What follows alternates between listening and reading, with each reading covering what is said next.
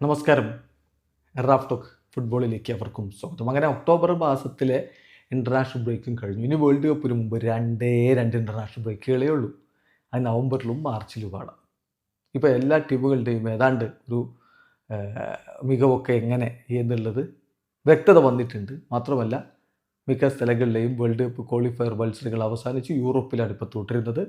28 ടീമുകൾ ഓൾറെഡി യോഗ്യതയും നേടിയിട്ടുണ്ട്. അപ്പോൾ ഈ ഒരു ഘട്ടത്തിൽ വേൾഡ് കപ്പ് എടുക്കാൻ കൂടുതൽ സാധ്യതയാർക്ക്? നമ്മളൊരു പവർ റാങ്കിങ് പരിശോധിക്കുകയാണ്. 20 ടീമുകളുടെ പവർ റാങ്കിങ് ആണ് നമ്മളെടുത്ത് നോക്കുന്നത്.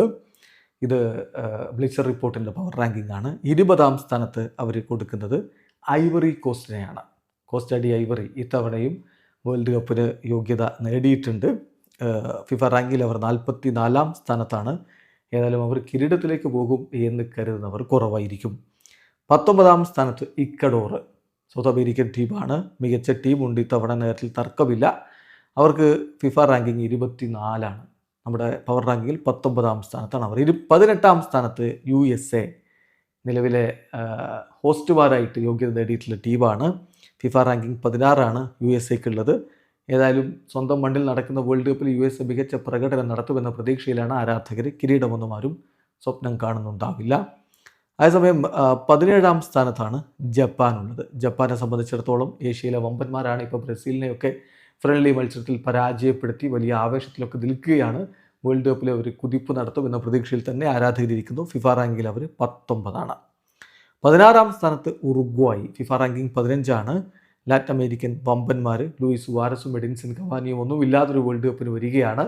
ഇത്തവണ എന്ത് സംഭവിക്കും? കാത്തിരുന്ന് കാണാം. 15ാം സ്ഥാനത്ത് നോർവേ ആണ്. കഴിഞ്ഞ തവണ നോർവേക്ക് വേൾഡ് കപ്പിന് യോഗ്യത കിട്ടാതെ പോയി. അപ്പം ഇന്നും ഫോമിലുള്ള സ്ട്രൈക്കർ എർലിംഗ് ഹാലൻഡിന് കഴിഞ്ഞ വേൾഡ് കപ്പ് മിസ്സായി. പക്ഷേ ഇപ്പോൾ 4 വർഷങ്ങൾക്കിപ്പുറം എർലിംഗ് ഹാലൻഡ് USA പന്ത് തട്ടുമെന്ന് തന്നെയാണ് പ്രതീക്ഷിക്കുന്നത്. മികച്ച ഫോമിലാണ് താരമുള്ളത്. അദ്ദേഹത്തിൻ്റെ ടീം അവരുടെ ഗ്രൂപ്പിൽ 1ാം സ്ഥാനത്ത് കുതിക്കുകയും ചെയ്യുകയാണ്. ഏതായാലും 15ാം സ്ഥാനത്ത് നോർവേ. ഫിഫ റാങ്കിങ്ങിൽ 31ആണ്.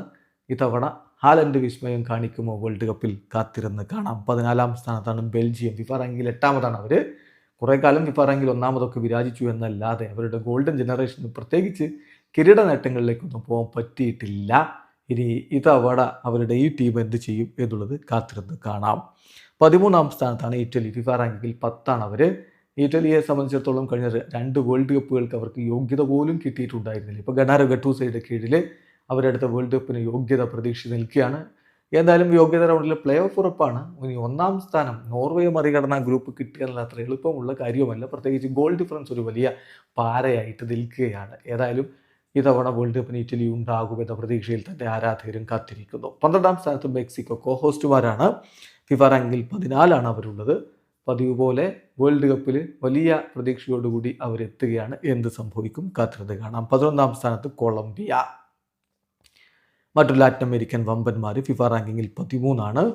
അവരും നല്ലൊരു പോരാട്ട വീര്യം കാഴ്ചവെക്കുമെന്ന പ്രതീക്ഷയിൽ ആരാധകരിക്കുന്നു. 10ാം സ്ഥാനത്ത് ക്രൊയേഷ്യ. കഴിഞ്ഞ വേൾഡ് കപ്പുകളിൽ സെമിയും ഫൈനലും ഒക്കെ കളിച്ചുകൊണ്ട് വിസ്മയങ്ങൾ തീർത്തിട്ടുള്ളവരാണ്. ഇത്തവണ എന്താണ് ലൂക്ക മോഡ്രിച്ച് കളി തുടരുമ്പോൾ അവർ കാത്തുവെക്കുന്ന ഒരു പക്ഷേ മോഡ്രിച്ചിൻ്റെ അവസാനത്തെ വേൾഡ് കപ്പ് ആയിരിക്കും ഇത്. ഫിഫ റാങ്കിങ്ങിൽ അവർ 9ാമതാണ്. ബ്രസീൽ 9ാം സ്ഥാനത്ത്. നമ്മുടെ പവർ റാങ്കിങ്ങിൽ 9ാം സ്ഥാനത്ത്. ഫിഫ റാങ്കിങ്ങിൽ 6ാമതാണ് ടീം.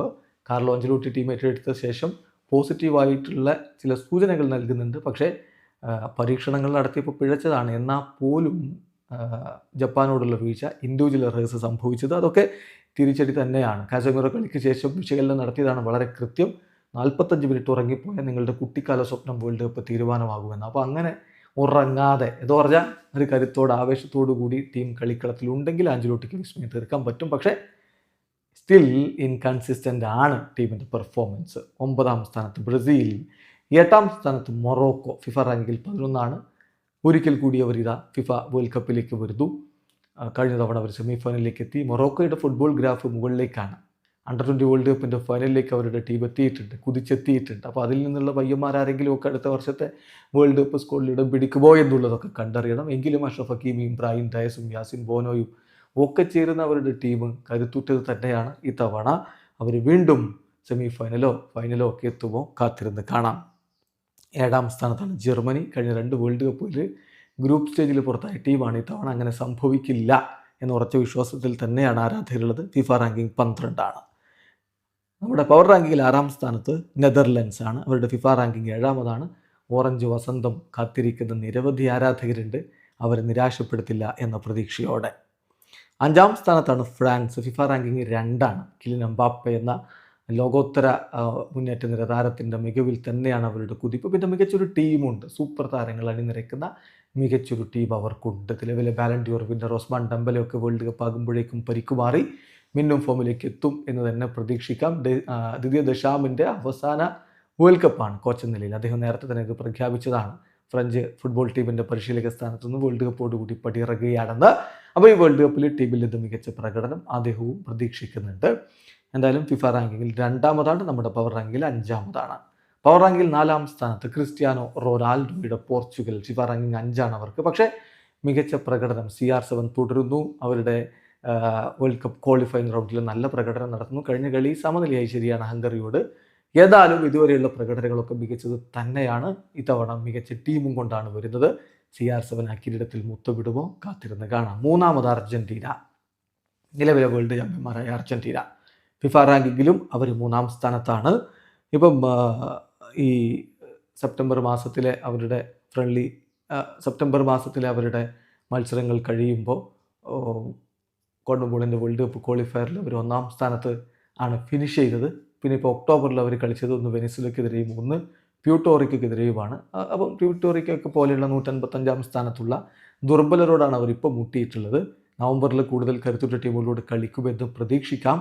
ഏതായാലും ലിയോ മെസ്സിയുടെ സംഘത്തിന് ഒരിക്കൽ കൂടി കിരീടത്തിലേക്ക് എത്താൻ പറ്റുമോ? അർജന്റീന തന്നെ കിരീടം ചൂടും എന്ന് ഉറച്ചു വിശ്വസിക്കുന്ന കുറേ സുഹൃത്തുക്കൾ നമുക്കുണ്ട്.